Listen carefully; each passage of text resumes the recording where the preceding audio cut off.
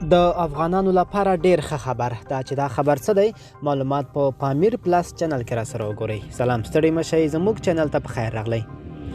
هرات کې د نجونو ښوونځي بیرته پرانیستل شو. د افغانستان لویدیځ هرات ولایت کې د نجونو ښوونځي بیرته پرانیستل شوي دي.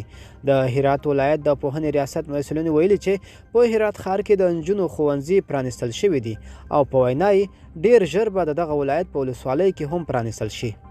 مسؤلینو ویلي چې تر اوسه پورې په هرات ولایت کې د نجونو ښوونځیو د پرانیستل کېدو پر وړاندې کومه ستونزه نشته ده او تر راتلونکي دوشنبې پورې به د دغه ولایت په ټولو ولسوالیو کې هم د نجونو ښوونځي پرانیستل شي.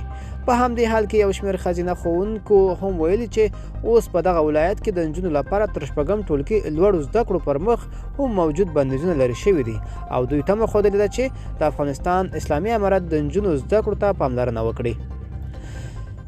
ملګرو دا به زموږ چمتو شوی ویډیو د لا ښکلو ویډیوګانو لپاره زموږ پامیر پلس چینل سره اوسئ. تر بلې ویډیو ښه وخت ولرئ.